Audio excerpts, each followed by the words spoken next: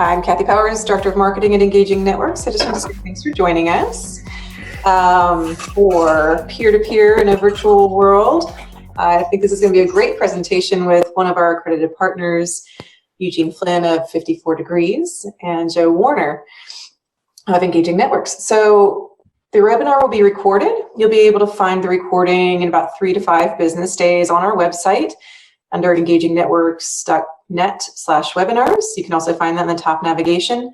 We'll also send out an email shortly after with that link.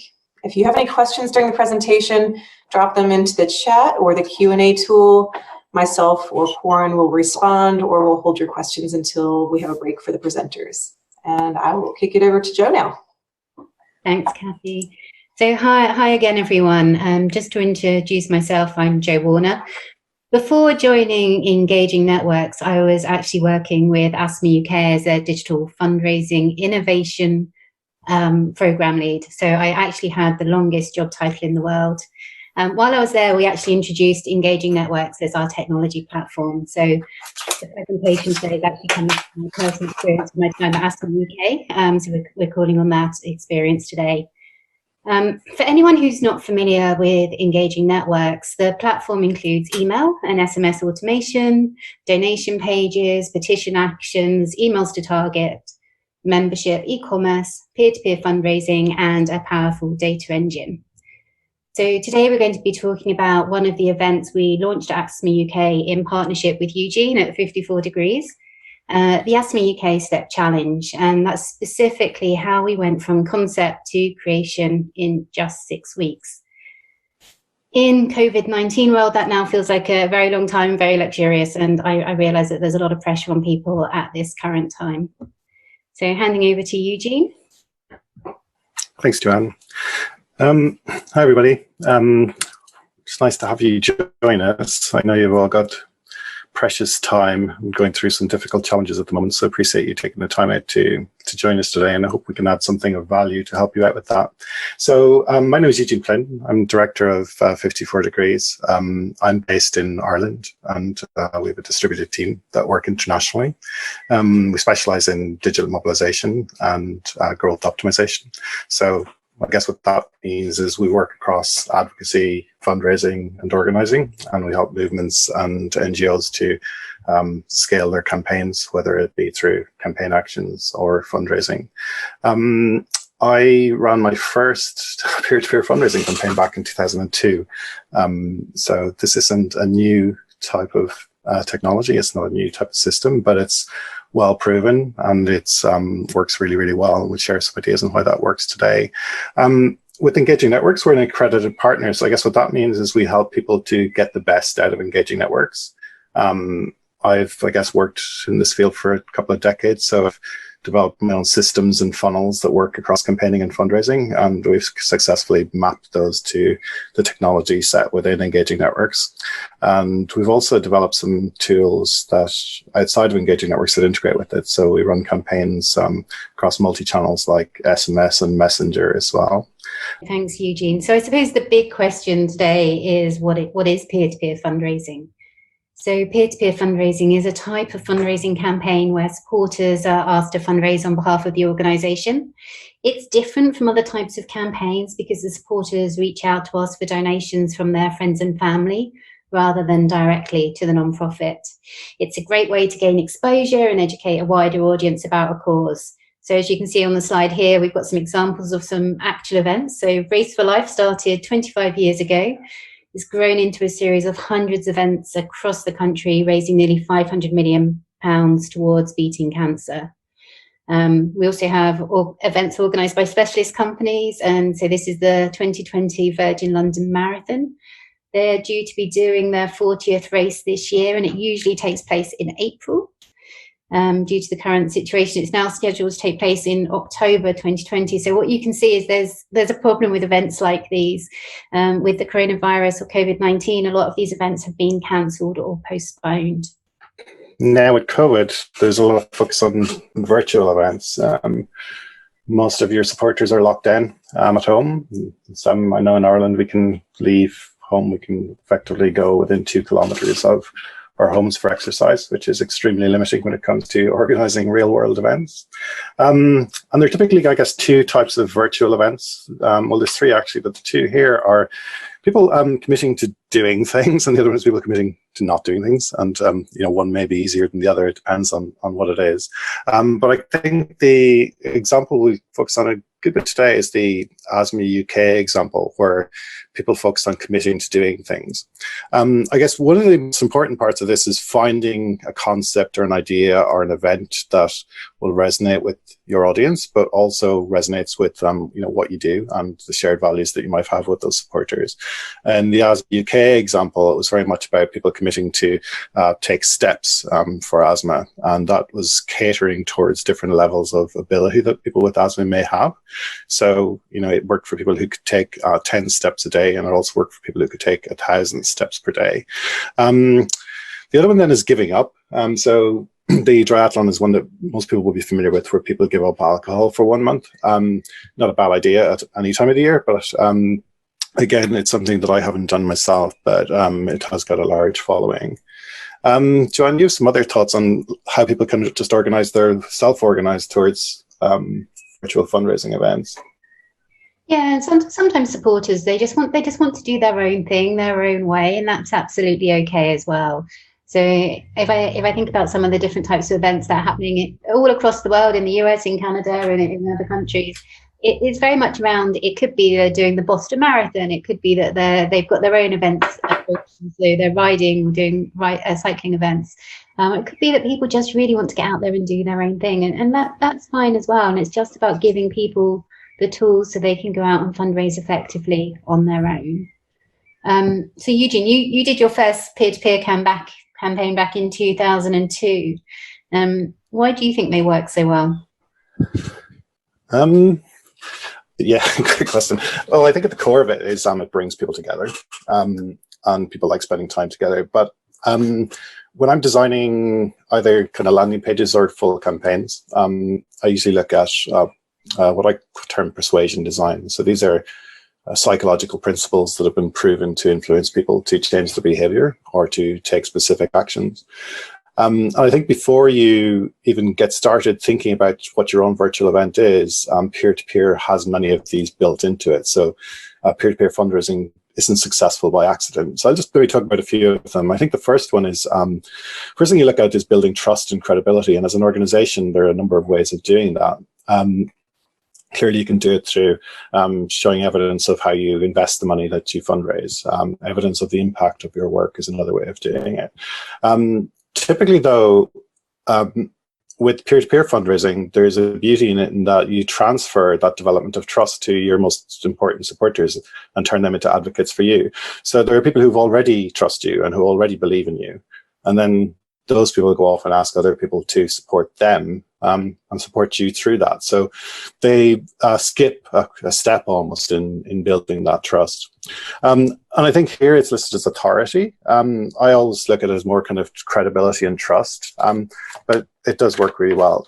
I think the other parts that are like scarcity is kind of inbuilt into just generally through the urgency and timelines of an event. So generally an event is kind of time bound, and you can kind of inject urgency at different time periods during the campaign itself. So you'll start out maybe with 3 months to raise a certain amount of money.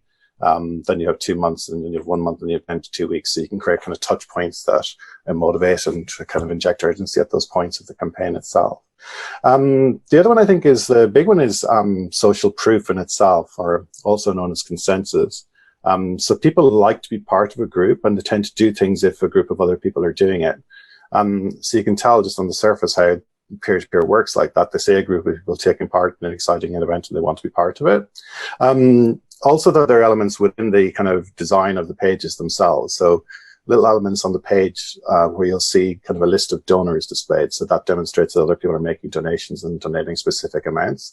And people are more inclined to donate when they see that other people are giving those amounts. So that works really well, and that's built right into it. The other parts that are reciprocation, I guess, this may be less so, but people are more inclined to do something if you've done something for them before. So as an organization, you might question, well, what have we done for this individual? If in Asthma UK's example, these people are suffering from asthma, so the organisation, by the nature of its existence and the work that it does, is providing them with services and resources and guidance and advice that makes their daily lives better. And that might be difficult to transfer to people who don't have asthma, but if you have a supporter who has asthma taking part in an event for you, and then they ask their friends to support them, they may have done something for their friend in advance that makes them more inclined to be a supporter of theirs. I think one of the other principles is consistency. So this is their commitment, and this is the idea that if people publicly say they're going to do something and they take a small action towards that, they're much more likely to carry through on that commitment. So in peer-to-peer fundraising, what you have is somebody signs up to do an event, publicly shares it on social media saying that they're going to do it and they're going to raise a specific amount of money.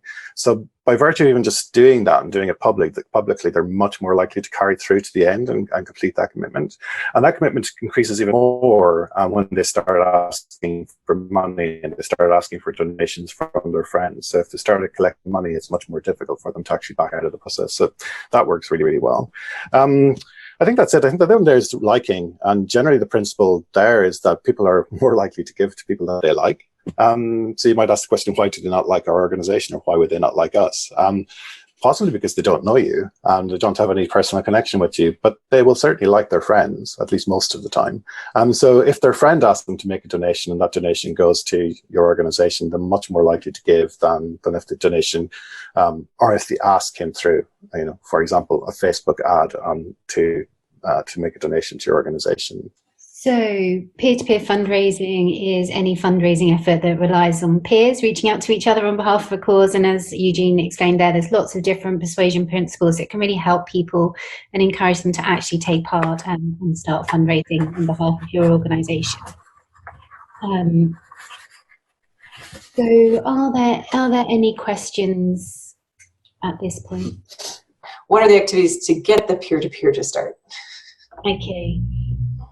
Great. So to get the peer-to-peer event to start, it's normally having some kind of marketing function in terms of getting that people to register to do something. So in the case of the Asthma UK Step Challenge, we had a registration process.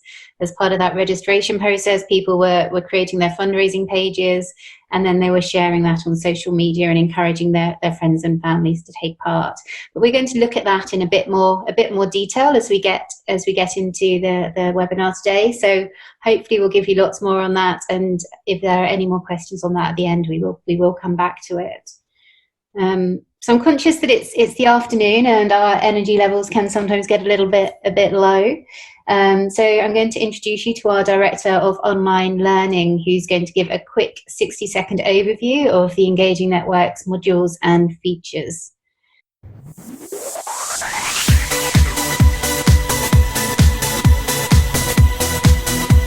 Our peer-to-peer fundraising module allows supporters to create personal and team fundraising pages that allow their friends and family to make online donations to support their fundraising goals for your organisation.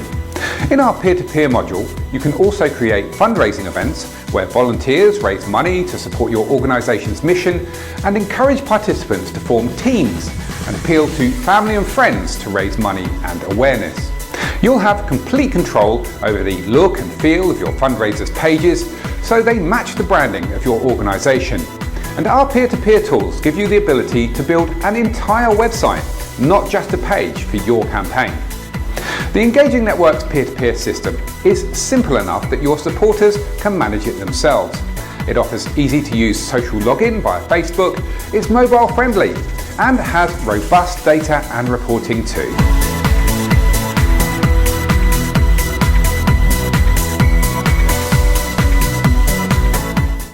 Okay, so one of the main questions that comes up is why use Engaging Networks? So not only, as Simon mentioned there, do you get to control the branding, the platform is integrated with social media. So as a fundraiser, you can use Facebook to create your account and share your page on social channels.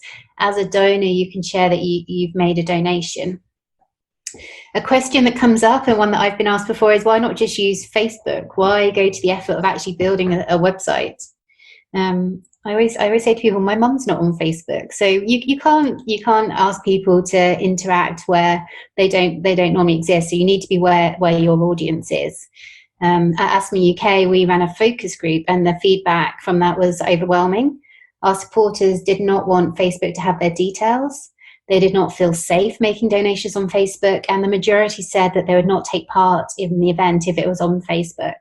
And that was a real pivot moment for us, because we'd initially thought about doing the whole thing on Facebook and not building a site for it.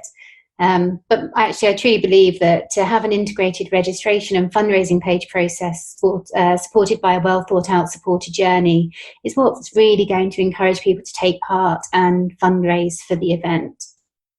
It's also what you can see here is the ability to create the site. We had a resource section, we had top tips, we had frequently asked questions, and we had terms and conditions.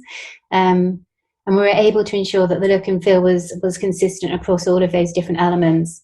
It was also important to us that the site was mobile responsive. For the Asthma UK Step Challenge, 87% of unique page views came from people on mobile.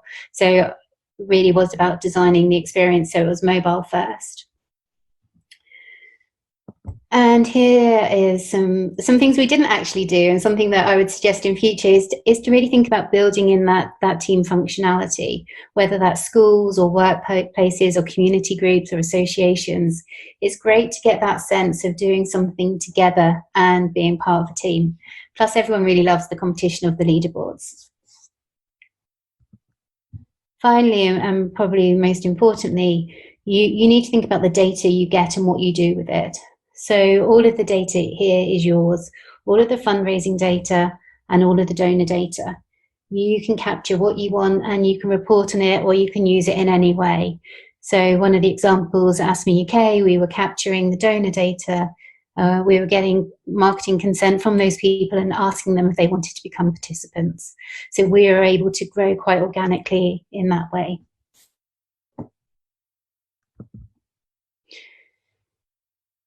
So are there any further questions, Kathy? Yeah, Corinne here. There's a few that come up.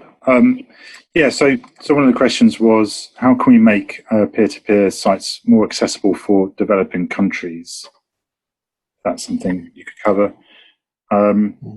And also just a question about sort of what activities tend to be sort of best supported. So perhaps would it be something unusual or personal? Sure, Eugene, any thoughts on those?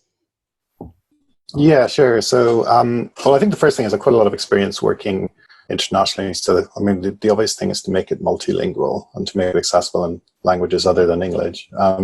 So that's the first thing I'd look at. I think the other thing is just how people access the internet is entirely different in developing countries. And when we say developing countries, we have to be aware that like we're talking about like hundreds of different countries. So, you know, some of them I've been in countries and delivered training in countries where lots of people have Blackberries, which really struck me as unusual. And then in other countries, they use mobile web extensively, and in others, they're totally reliant on SMS and other conversational channels like WhatsApp. So I think it's impossible to kind of have a catch-all kind of answer to that, but I think I'd look at like what audiences you're targeting, what country-specific countries they're in, and what the channels are that are most used there. But in terms of some of the kind of given things you'd look at is, I've often spoken to people in training sessions and say, do you have broadband in your office? And they'll say, what is broadband? So they don't differentiate between like dial-up and broadband. They just have like internet access. And so some places they just have really slow connections. So there are ways to speed up your website. I don't want to get too technical on it, but there are things like using CDNs, which cache your website on a server that's more local to them, so it loads faster for them. There are things like optimizing your images so that they load quicker, or maybe not even using images on your website at all. Other things are like minimizing the use of scripting and CSS on your pages. So all of those will lead to a faster website, and that can help. And then having it in their language is more accessible. I feel like I'm probably missing lots there, but feel free to bounce back with me with another question if I haven't covered the answer for you. Great. And just moving on from that, Eugene, do you want to move into what it takes to actually get your activity up and running? Sure. Yeah. I mean, it starts with lots of questions, clearly. So some of the common questions I would hear for a start, how soon can we launch? How long does it take? How long does it take us to get started? The other ones can be like, what's possible with the design? How much flexibility do we have with that? And the other one is like, how can we get help on this? Because we may not have designers, or we may not have copywriters in-house, and is there help available to do that? So oftentimes the design question is the first, so I've kind of addressed that. Like, so we have, I think out of the box, Engaging Networks has some templates that you can use, and they can be styled to fit with your branding. So there are, for example, there's, you'll see on this is out of the box, literally plug it in and set up, and this is it. So you can style the header and the footer. And from really simple to, upload your logo to changing the colors, but there's also some kind of technical setup, which it helps if you've been through it before, for sure. But that's just kind of setting up the settings for your page, things like domain names, getting payment gateway set up. So Engaging Networks has integrations with all the major payment gateways, and if you have that set up, it's relatively straightforward. So you can do that. Just an example here of like what that might look like, kind of the customization of the basic template that we did with Asma. So you can see here where we've taken that original out-of-the-box template and we've branded it to fit with the Asma branding, and particularly the campaign branding that came up and the concept that came up for that campaign.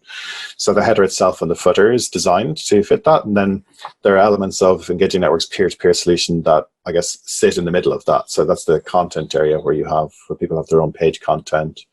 There's search functionality on the screen. There's a login screen. And to get something like that set up, you're looking at, possibly 1 to 2 weeks.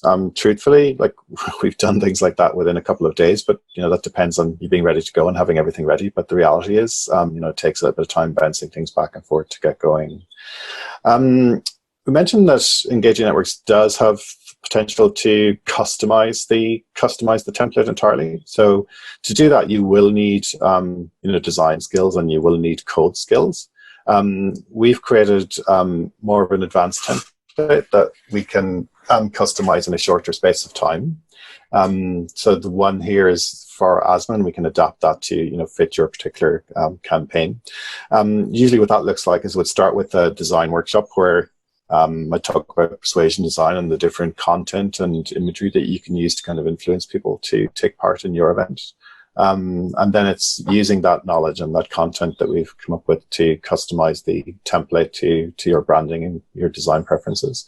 You can expand that into a microsite, so that's a homepage and a series of sub-pages. So again, with Asma, there were resource pages and calculators and things like that. Ultimately, I think like to do a campaign like this, it's I guess a question of like how do you like to swim? So in a way, if we're organizing a swimathon, so there's some people out there who may have run peer-to-peer events before. You're really familiar with it. You're well trained. You're feeling pretty confident. You don't really need any expert help, so you're prepared to just dive right into the water. You don't need to check for rocks. You've done it before. You don't need anybody to hold your hand getting into the water. You're not afraid of the temperature. All that's fine, and you're quite confident that when you're in there, you look like you're having so much fun that everyone's just going to jump in and join you. So that's the kind of nosedive experienced person. And what you might need is somebody standing on the beach taking care of your clothes, because you don't want to be naked when you exit. So in those cases, you may need some assistance getting those design templates up and running and getting the basic settings up in Engaging Networks. Another scenario may be you may still be in a hurry, but you might want to look good. So you might want to select a nice bathing suit. You may want to go more slowly into the water, tread in there, tiptoe in. It's really chilly. You're not really sure what you're doing, but you don't want to let anyone else know it's cold. And you're just judging and waiting for that moment where you're going to dive in. So in that case, I kind of liken that to a process of you need more help with customizing the design of your microsite. And you need more assistance kind of getting that set up and running, and potentially some assistance once it's up and running. And I think in a way, COVID at the moment is, to me, it's raising questions around, which is the best approach here? is it like we need to fundraise urgently, so we need to get this off the ground and a minimum viable product is fine, let's just get it up, and we have the supporter base out there, we know they're going to support us, and you push it out really, really quickly. In normal circumstances, my preference is to take things more slowly and to plan methodically. I'm the type of person who will have checked the tide times, I'll have asked locals where the rocks are, I'll have decided on whether I'm wearing a shorty or a long wetsuit or swimming togs based on the temperature of the water, and I'll have planned my exit plan, so there's a warm fire on the beach waiting with people ready to party when it's all over. So I like to plan things through. The reality of that is it takes a lot of time, and by a lot of time I mean, you know, like 4 to 12 weeks, and there's a lot involved in that. So you have your, you know, first of all, you have your kind of concept creation, design workshops, user journey creation, creating graphics for different channels. You might end up with a unique microsite. You have social media graphics for your supporters to use, social media graphics for your own social media pages. And then there's technical things like, you know, you're getting emails, sequences or automated emails set up, and getting those supporter journeys implemented.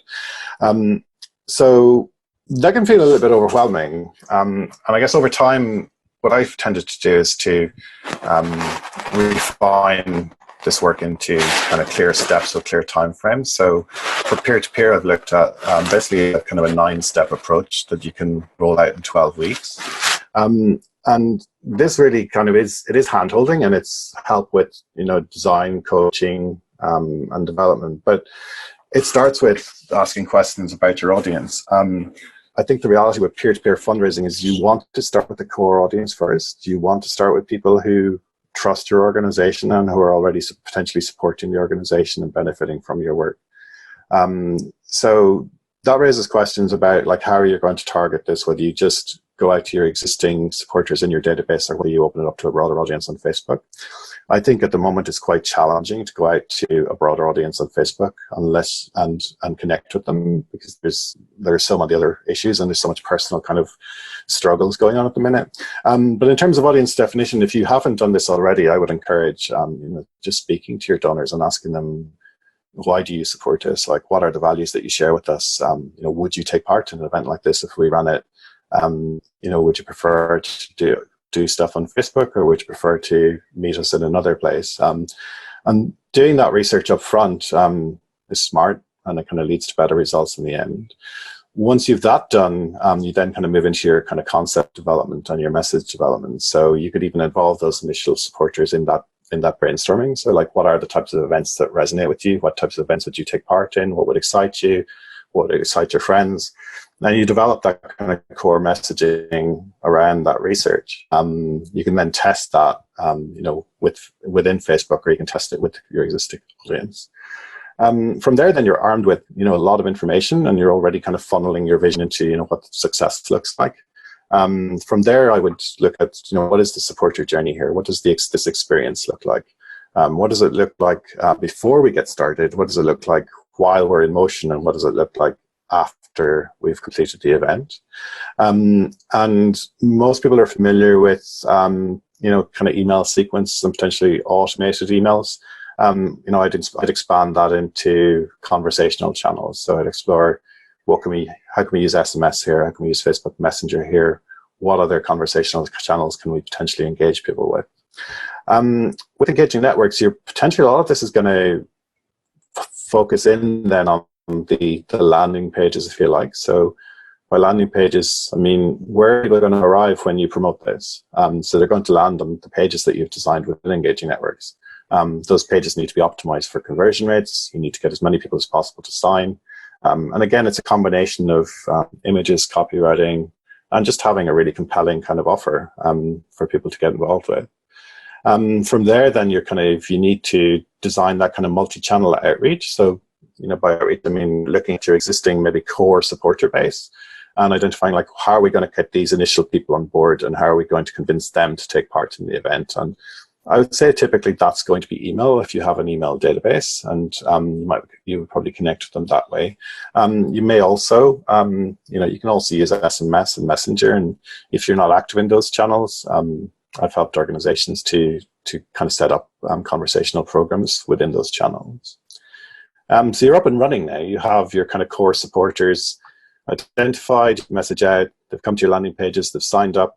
And this is where kind of your experience and your kind of experience as a director of this campaign becomes really important, because you need to work out, how are we going to support them through this event? You can't just let them set up a page and hope that they figure it out themselves. So there's a lot of things within this. There's providing graphics that they can share, badges for their own Facebook pages. There's also potentially providing them with printable materials that they can even print out, fundraising tips. There's a whole range of supports that you can offer based on your own expertise and experience. And there's kind of, I suppose, standard plug and play things as well, and things we can add from our own experience with past events. Once they're up and running, you need to have these kind of continuous touch points with people. So you need to continually motivate them, and you need to continue to kind of grow the support in terms of the donations that are coming in, but also grow their confidence in what they're doing. So this is kind of, I guess, an extension of the supporter journey that we've identified already. And what are those touch points? And effectively kind of really like doing those out in detail, writing your emails in advance, preparing all those conversations in advance, and setting timelines for them and rolling them out at the right times. Be prepared to make mistakes. Be prepared to learn. Be prepared to pivot and shift. I'm a bit of a data and analytics junkie, so I'm always looking at the data and acting on what the data tells me. So you will see things that are doing well, and lean into those and double down on those. It's not unknown to see things that aren't working well, so there's no harm in just pivoting and shifting from that. There are some core things that I know work, and I would kind of say, if this is your first time doing it, just stick to those, and don't take risks with new things. The other piece is, the last piece is preparing for success. So my observations over the years are that this is often when people take their foot off the pedal. But this is your crowning moment. This is when people are feeling higher than ever. This is where they're really feeling a sense of achievement. So there are a number of things you can do here. For example, if somebody's raised their target amount, you can congratulate them on that, but ask them to go for another push. It's easier to raise money off your friends when you've shown that you've done something than when you're promising you're going to do it. And that's often a tactic that's missed. And then celebrating the stories of your supporters and allowing them to share their own stories with their network. That's incredibly important as well. So I guess for me, there's like this 9-step process that you can go through, and you can roll out a successful campaign in 12 weeks. And once you get to those 12 weeks, much of this can then be automated, and it's certainly planned in detail, so you know exactly what you're doing at every point in time. Joanne, I think you now have some examples from the asthma campaign where you didn't take 12 weeks, did you? No, we had 6 weeks, Eugene, as you well know, and I think we'll be eternally grateful for the support that you actually provided as part of that campaign. So just for context, Eugene did the styling of our peer-to-peer module. He helped with the design elements, and he also did all of the materials that supported the campaign as well. So 6 weeks to get it up and running. I'd love to say that we did all of Eugene's 9 steps to success. We did as many as we could get in as part of that campaign. So let's have a look at what we actually did. So we knew that we had to get it up and running within that 6-week period, and there were lots of thinking that had to go into it before we actually were even thinking about what technology do we use for that. So it's why, what was the context, the what was the concept, and then the journey. So what was the experience that we actually wanted people to have? So for us in the UK, when I was there, this campaign was actually opportunistic. We wanted to launch at the same time as Sport England. We launched their We Are Undefeatable campaign. They were doing a big above the line campaign, and they were linking to our site. So we were expecting more traffic to be coming to our website than we'd had before. And we wanted something that would actually capture the attention of those visitors. We also looked at, there's a report that's run by Massive, who do a sports fundraising market snapshot, and knew that virtual events and walking events were actually a growing trend. And we our events portfolio could continue to grow, and it felt like a really good fit. So it was something that would help us diversify. It was something that felt like it was cause relevant, because it was a challenge that people with asthma could specify for their own needs. They could set their own challenge and work it out for themselves. So it felt like a good fit for us. It felt like a good time, and we had 6 weeks to get it up and running. So a key part of that concept was inclusivity. We wanted something that everyone could do. So we agonized over the concept about whether we should be asking people to walk a set number of steps. So you quite often hear, should people do 10,000 steps a day? That's your challenge. But people with asthma were telling us that was too tricky, and sometimes just getting out of bed was hard, or walking to the corner shop was hard. So everyone had their own challenge and own things that were important to them. We wondered if we should have multiple levels of challenges and give people a choice, but actually when you give choice, does that make things harder? So in the end, we went with making it your challenge, your way, because asthma is hard enough, and asking people to set the number of steps that they thought they could do. And when we're talking about a concept, we also knew that simplicity was the absolute key. So we're really keen to actually convey in the design how it works, and in the ask how it works. So it's first step, sign up and create your fundraising page. Second step was join the Facebook group. So as Eugene touched on earlier, people like to do things with people they know. They like that social proof. They like that recognition. They like to be part of something. So a Facebook group for us was the place where people could share tips and hints and get that support. We also encouraged, step 3 was to get their friends and family involved. And then we were encouraging them that this is a fundraising event, and the money was needed. So make sure that you're asking people to support the fundraising efforts there. And this is one of my favourite things Eugene did for us. So Eugene, I'll let you talk to this. Sure. I'd love to take the full credit for it. I had a small part in it. Melva and Alexia and the team were also working on it, and also collaborated with the team with Asthma UK. So I think the core thing was, and these were questions, we started asking at the beginning. This is like 5.4 million steps. Like, what does that look like? How far do I have to walk to do 5.4 million steps, or how many people have to walk how far? And so it was just this kind of intangible figure. It was just, really hard to grasp. So naturally, it's very hard to grasp for somebody who's committing to like doing a certain number of steps. So this little calculator was built to allow people to calculate how many steps they were capable of committing as much as anything else. We had it in miles for the UK and the US, and also kind of kilometers for European. But so people could literally commit to saying, yeah, I think I walk a mile to work every day, so that would be easy for them to calculate if that's all they were doing. But there are also people in here who may not be walking outside the house at all, so they may just be walking up and down the steps every day, and that could be enough. So just kind of measure how much your steps are and how many times you go up and down every day, and they become your steps. So there's numerous different ways people could engage with that kind of idea of distance. The other thing was time. Like, some just didn't measure distance, but they know that they spend a certain amount of time, I don't know, it could be walking around the supermarket, it could be walking to the car, whatever it might be. And the calculator will tell them how many steps that is if they enter in the amount of time that they spend walking per week. And the other piece then, just around inclusivity, was for people who don't walk. So we had an option here where people could select, I'm a wheelchair user, and they could select the distance that they travel. And there was some advanced algorithm that would calculate how many steps that works out.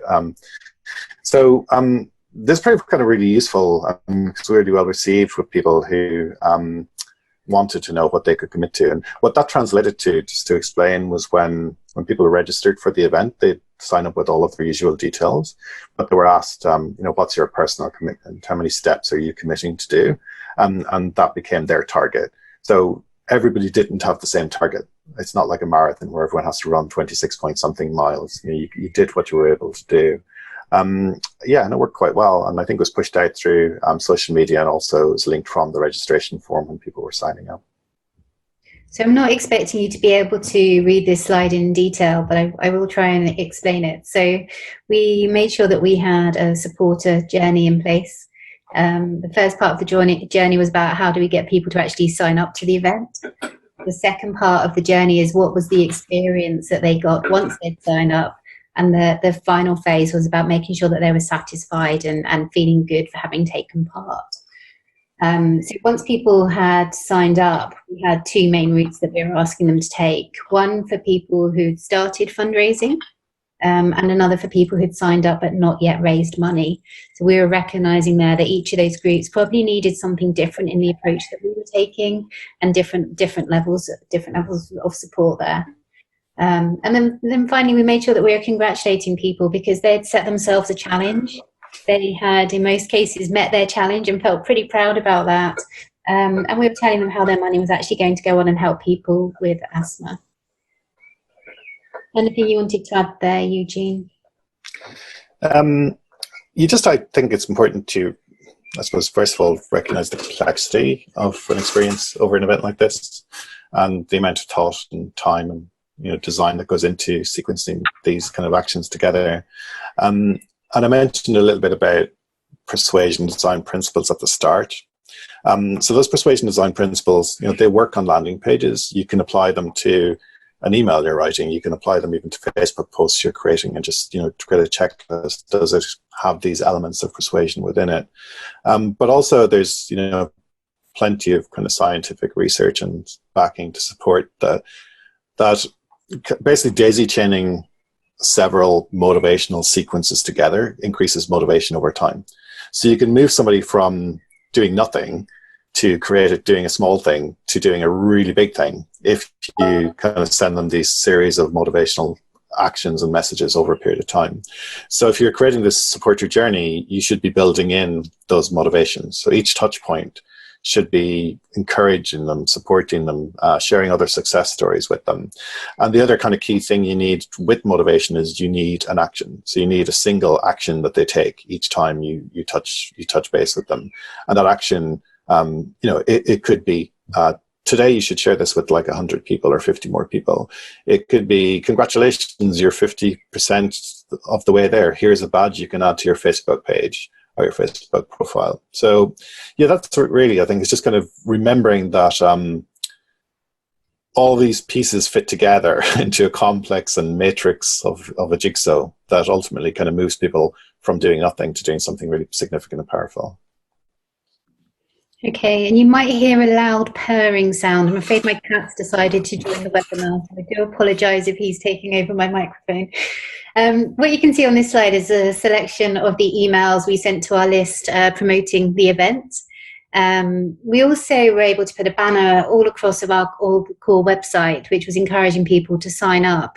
So all of the traffic that was going there was able to see this. They were able to register their interest or sign up to take part in the event. And then the final images of the Facebook group. And that was really designed to encourage people to interact and to share their hints and tips. And we got some really good engagement through that group, and people really enjoyed being part of it.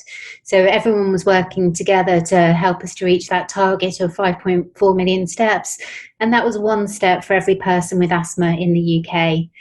So we were really lucky to be able to come up with a concept that felt really, really relevant to our cause. It felt it really resonated with the people that we were supporting.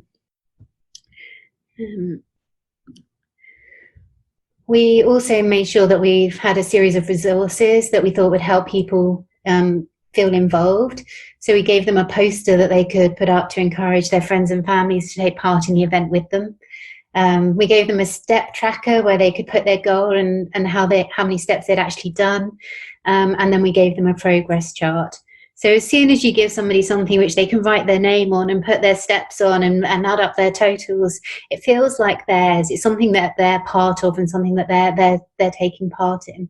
And all of this, again, Eugene and his team did the design on these, but we aim to get that consistency across the website, across the emails, and across the materials that we're providing.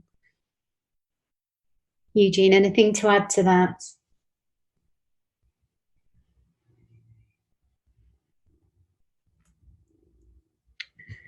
Okay, so the other thing that we did was provide people with badges, and these are badges that they could use on their Facebook pages. They were designed to motivate supporters and reward them, and giving them something that they could actually share with their friends. So we had 3 different badges: challenge accepted, I'm halfway through, and then challenge complete. Eugene, anything to add here? Well, just that I suppose these look good. They're consistent with the branding, but it's relatively simple to execute. But if we take this out as like just a small piece of that supporter journey that we looked at, and it has those elements, so it has the motivational element and it has the action element. So you're sending them an email and you're saying, I'm halfway through, you're halfway through, well done, keep going. Here's a badge, update your Facebook profile with this, and then they do it. So there's 3 kind of interactions with them and things for them to do over the course of the fundraising campaign, and they're relatively simple things. Also, doing these things itself also brings their friends back into the loop. So if people are supporting them and people have sponsored them and see these badges changing and they've posted this on Facebook, it brings them back into that journey and that experience as well. So yeah, I think these worked kind of really well, didn't they? Yeah, I think they're really nice. And here are some of the comments that we saw. So it was quite common for people to share why they were taking part, how many steps they'd achieved, and why the challenge was important to them. So it's great to see the badges being used in this context here, and somebody saying they smashed it. So proud of myself, 100,000 steps done, and she looks really happy. So that's great. It was just this kind of social interaction that we got was really good, and it's an event that appealed across ages, across age groups, across abilities, and that was what we were aiming for.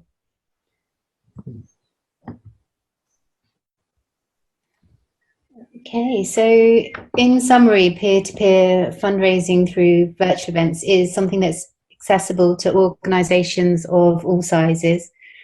What I hope we've shown you today are some of the things to consider when planning and setting up your event, and how that can work on the Engaging Networks platform.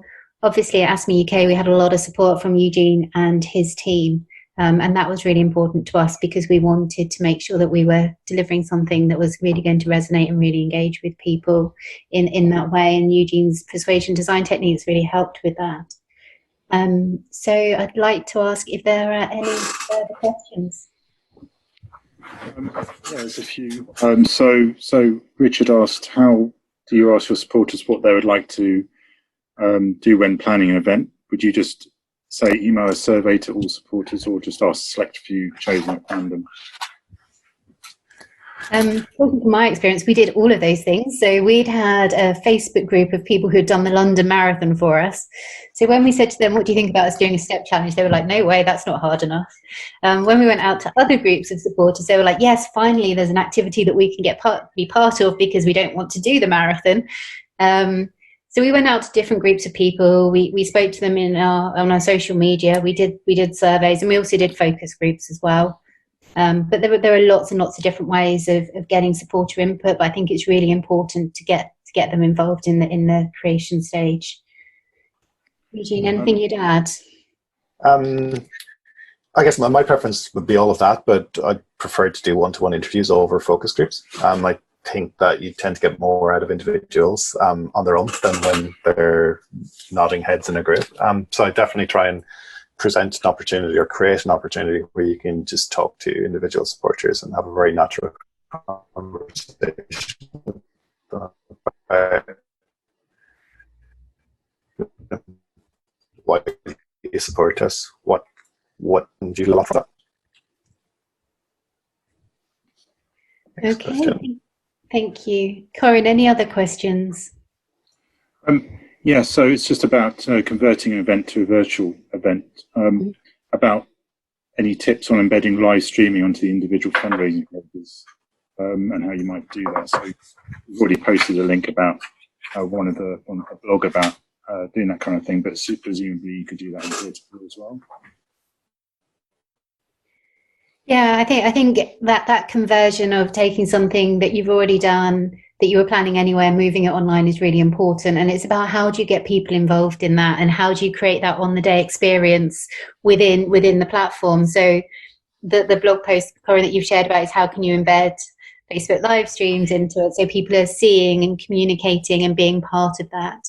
I think there's lots of different ways of approaching that. So people are sharing, they're seeing each other. Zoom's a great example of have everyone on a Zoom and talking about what they're doing and getting involved. I was just going to say there are also some techniques within Facebook and Messenger. So, for example, if you have a Facebook Live event, there's a stream of comments underneath it, and there's kind of messaging bot tactics that you can use to, if people comment a specific word, it can trigger an interaction with the bot, which then could lead people to do things like sponsor somebody or register for the event themselves. So that's another way you could use those live events to move people into a different channel or engage them in the event. And someone had a question just about the how to create and use the activity function in the peer-to-peer site. So in terms of having a series of activities that people can be taking part in? I think so. Yes, it's from Michelle, so I don't know if they can clarify. Yeah, so I think the peer-to-peer functionality gives you the flexibility to create any types of different events that you're looking to create.